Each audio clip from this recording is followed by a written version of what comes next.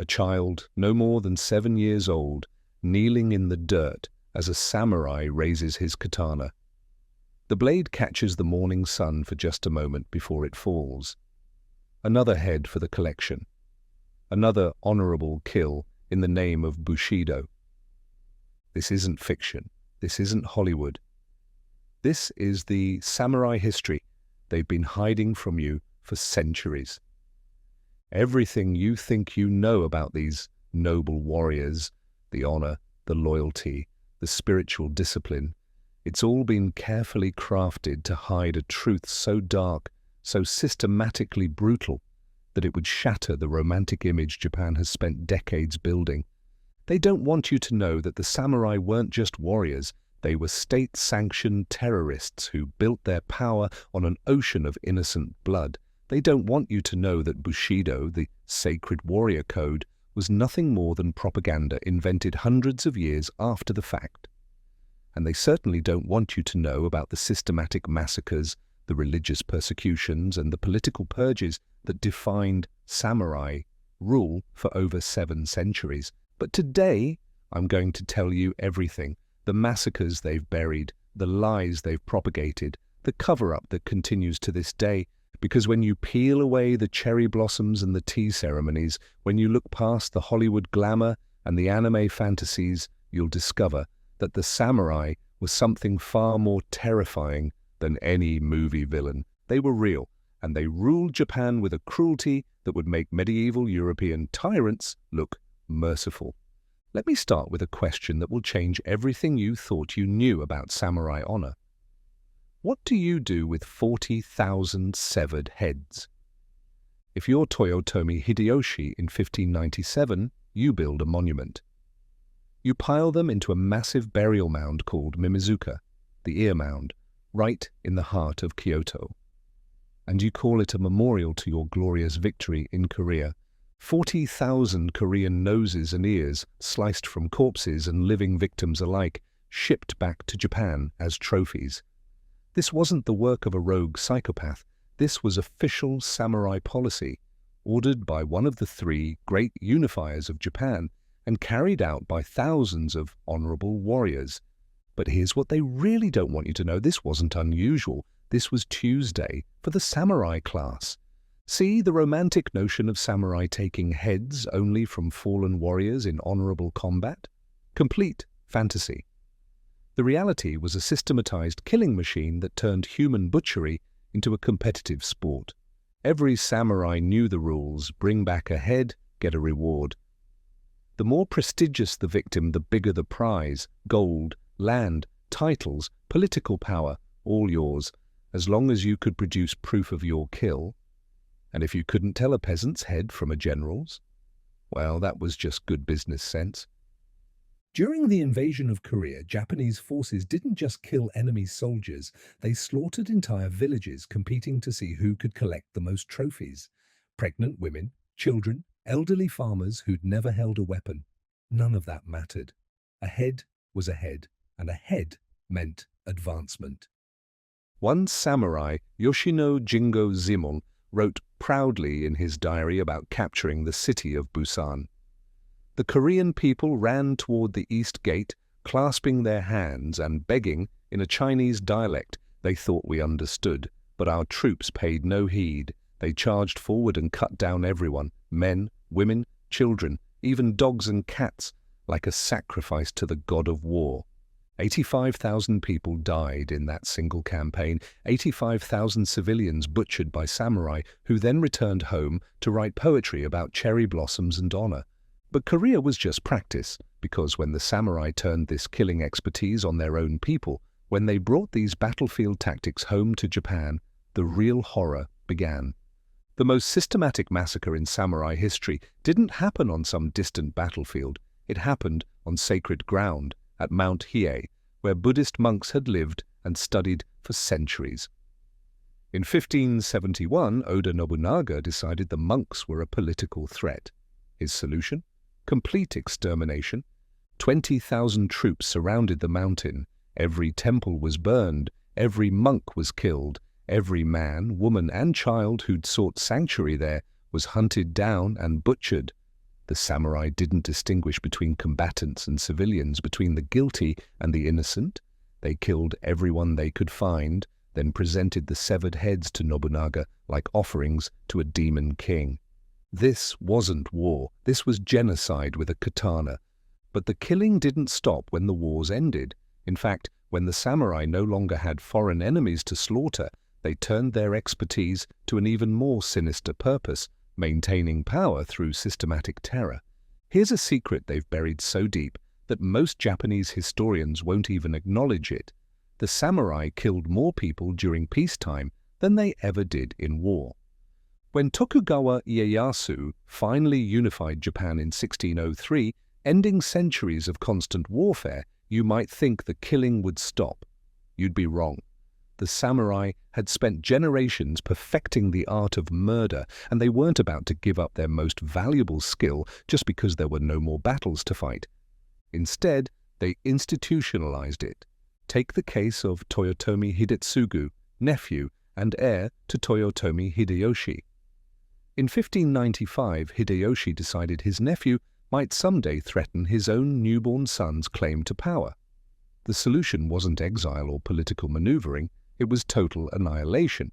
First, they forced Hidetsugu to commit seppuku, but that wasn't enough. Hideyoshi ordered the execution of everyone connected to his nephew: wives, concubines, children, servants, dozens of people who'd committed no crime other than existing in the wrong bloodline.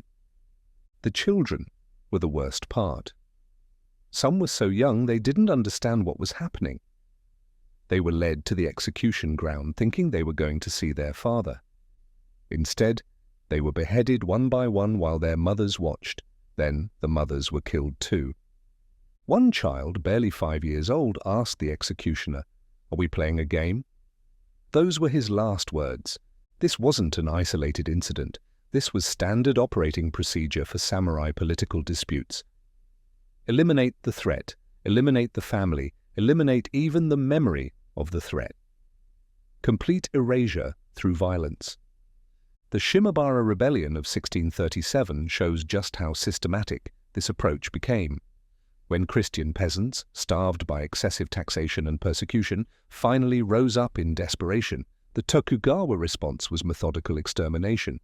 37,000 people died in that rebellion.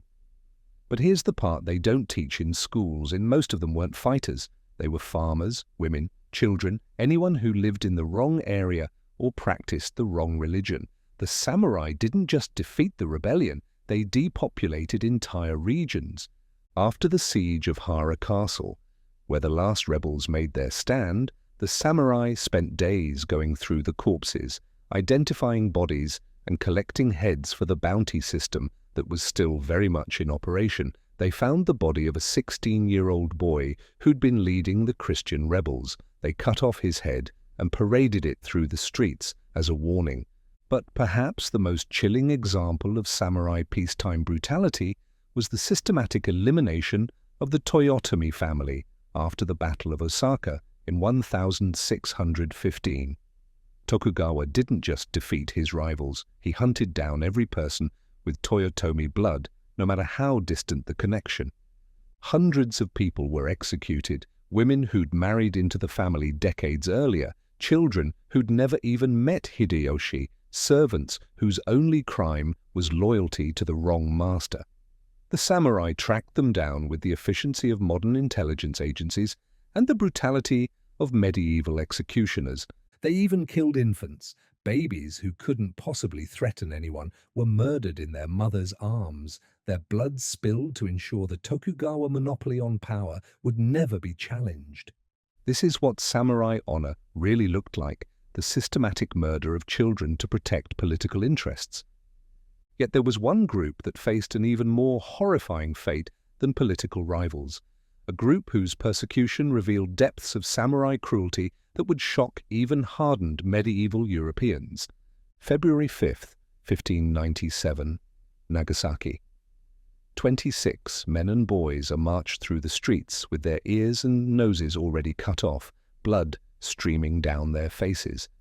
The crowd follows, some jeering, others weeping. The destination, 26 wooden crosses freshly constructed on a hill overlooking the city. Their crime? Believing in Jesus Christ. This is the story they really don't want you to know, how the samurai turned religious persecution into public entertainment, and how they perfected torture techniques that would make the Spanish Inquisition look restrained. When Portuguese missionaries first brought Christianity to Japan in 1549, the samurai class initially welcomed it. Some daimyo converted, seeing political and economic advantages in aligning with European powers. Christian samurai became common, and for a brief moment it seemed like Japan might become Asia's first Christian nation. But the samurai elite quickly realized that Christianity posed a fundamental threat to their power structure. The Christian message of universal human dignity, of spiritual equality between master and servant, of loyalty to a higher power than the local daimyo, all of this was incompatible with the rigid hierarchy that kept the samurai on top. So they decided to eradicate it completely. What followed was 2.5 centuries of religious persecution, so systematic, so creatively brutal, that it became a model for totalitarian oppression worldwide.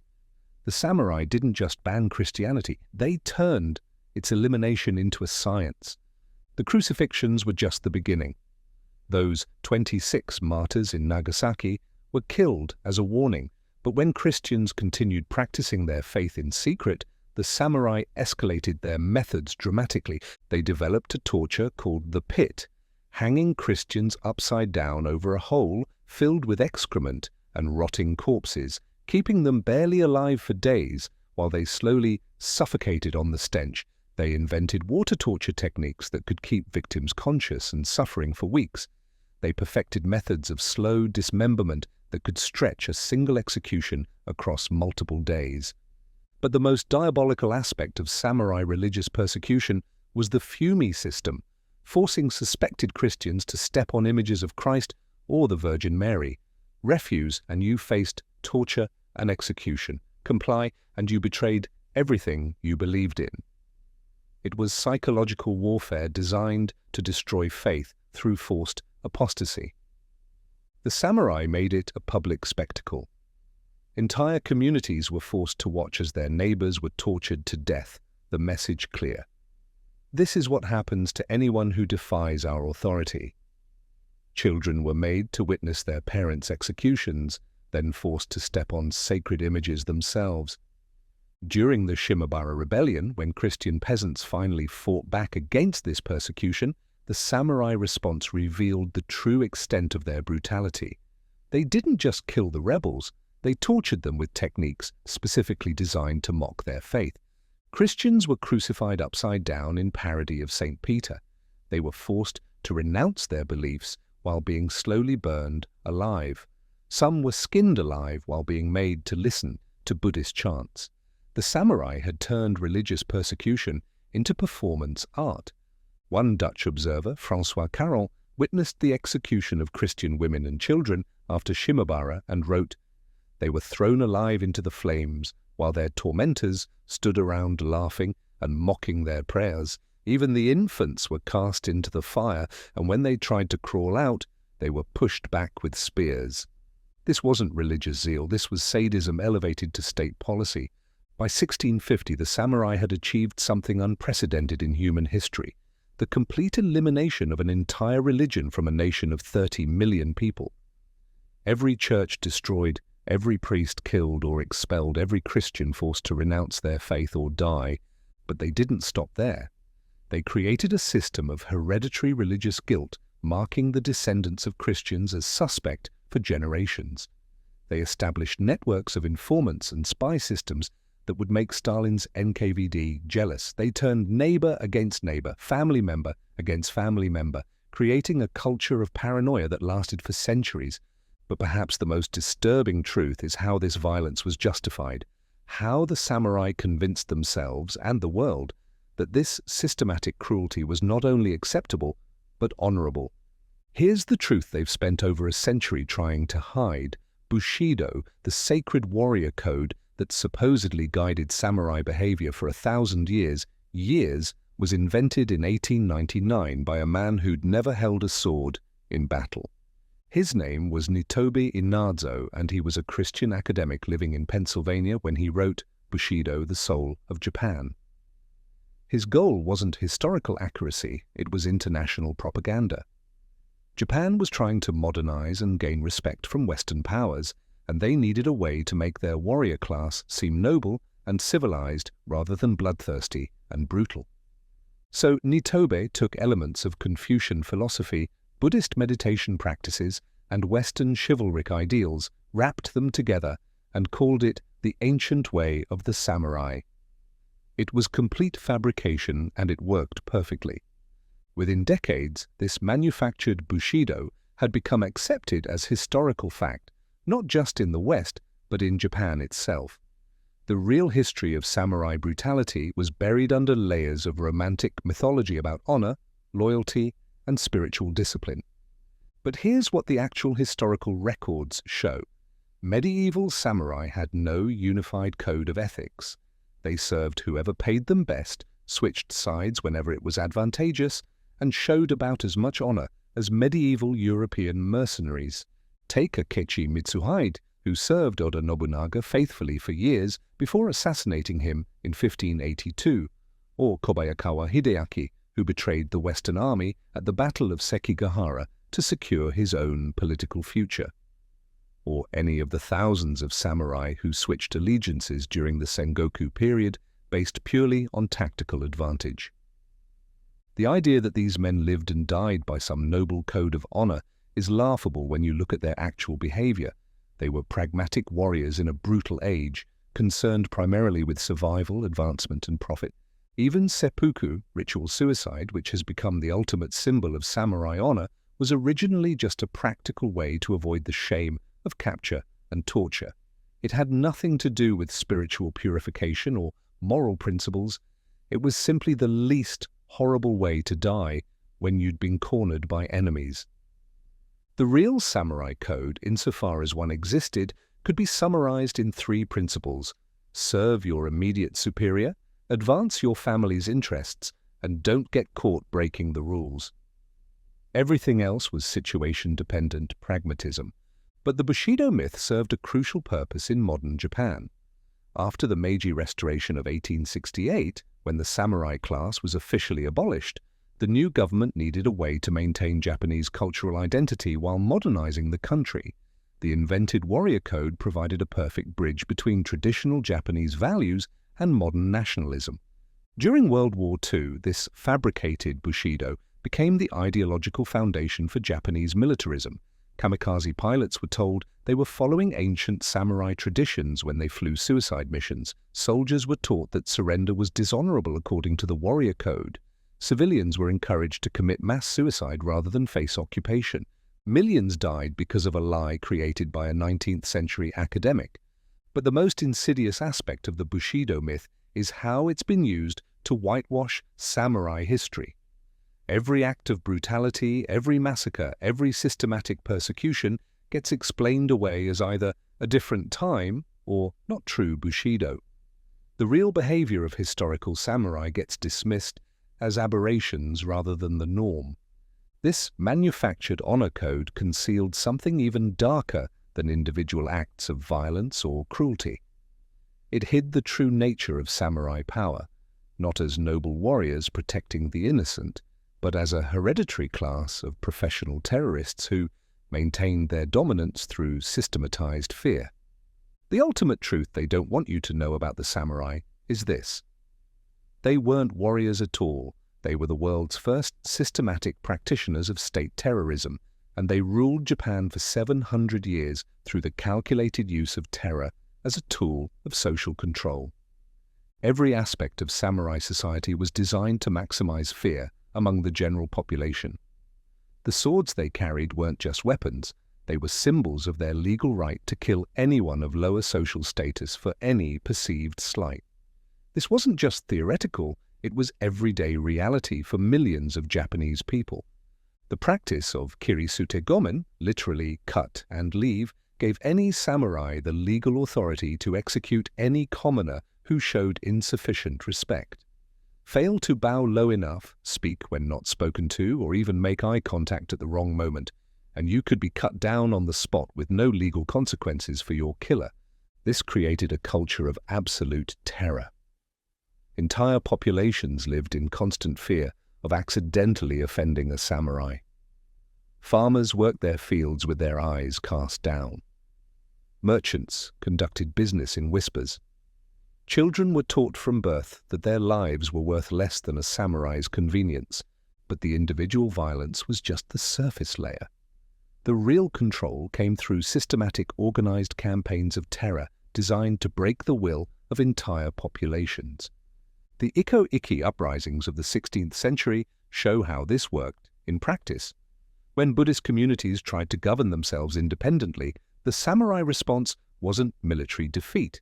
It was total extermination designed to terrorize anyone else who might consider resistance. At Nagashima in 1574, Oda Nobunaga's forces surrounded 20,000 Buddhist civilians who'd been practicing self-governance. Rather than accept their surrender, the samurai burned them alive en masse: men, women, children, elderly, sick. Everyone was forced into buildings that were then set on fire. Those who tried to escape were pushed back into the flames with spears. The message was clear: this is what happens to communities that try to govern themselves. The same pattern repeated across Japan for centuries. Any village that resisted taxation, any community that practiced prohibited religions, any group that showed signs of independent organization, all faced systematic extermination designed not just to eliminate immediate threats, but to terrorize potential future resistors. During the Edo period, when Japan was supposedly at peace, the samurai perfected these terror techniques into a comprehensive system of social control. Public executions became regular entertainment, with increasingly creative methods of torture and death designed to maximize psychological impact on viewers. Crucifixion, burning alive, being boiled in oil, flaying, dismemberment, all became routine punishments for crimes as minor as theft or tax evasion.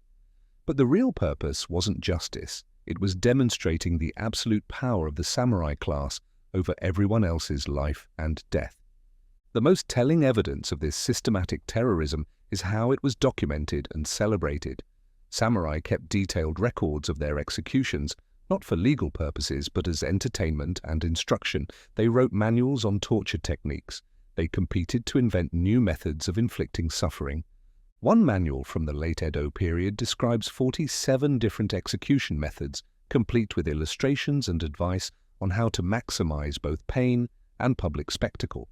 This wasn't the work of sadistic individuals, it was institutionalized cruelty treated as legitimate governance. But here's the biggest cover-up of all. This system didn't end with the Meiji Restoration in 1868. The same families, the same power structures, the same attitudes toward violence as a tool of control, simply adapted to modern forms. The Zaibatsu industrial conglomerates that dominated modern Japan were largely founded and run by former samurai families. The military officers who planned Pearl Harbor and the invasion of China came from samurai backgrounds and applied samurai principles of terror and brutality on an industrial scale. The systematic rape of Nanking, the Unit 731 biological experiments, the forced labor programs, all of this was samurai methodology applied with modern technology. Even today, the descendants of samurai families continue to hold disproportionate power in Japanese politics, business, and society. The same class that terrorized Japan for 7 centuries has simply modernized its methods while maintaining its fundamental control. And they've succeeded in the greatest cover-up in history, convincing the world that they were noble warriors rather than hereditary terrorists, that their violence was honorable rather than systematic, that their legacy is something to admire rather than something to condemn. The samurai weren't just brutal individuals in a violent age. They were the architects of a comprehensive system of state terrorism that served as a model for totalitarian regimes worldwide. Hitler studied samurai methods. Stalin adapted samurai techniques for the Soviet state. Mao applied samurai principles to Chinese population control. The idea of using systematic terror to maintain political control, of elevating violence to the level of cultural virtue, of creating hereditary classes with legal rights to kill, all of this started with the samurai and spread across the world like a virus of organized brutality. That's the truth they don't want you to know. The samurai weren't noble warriors, they were history's most successful terrorists, and their legacy of systematized violence continues to shape our world today. Every time you see state terror used to control populations, every time you see violence elevated to virtue, every time you see power maintained through fear rather than consent, you're seeing the samurai legacy in action. The cherry blossoms and tea ceremonies, the meditation and martial arts, the honor codes and spiritual discipline, it's all window dressing designed to hide the truth about 7 centuries of rule by terror. And they've been so successful at hiding it that even today, people around the world admire and romanticize the very class that perfected the systematic use of violence against civilian populations. That's the samurai history they don't want you to know. That's the dark truth behind the legend. Truth behind the legend. Truth behind the legend.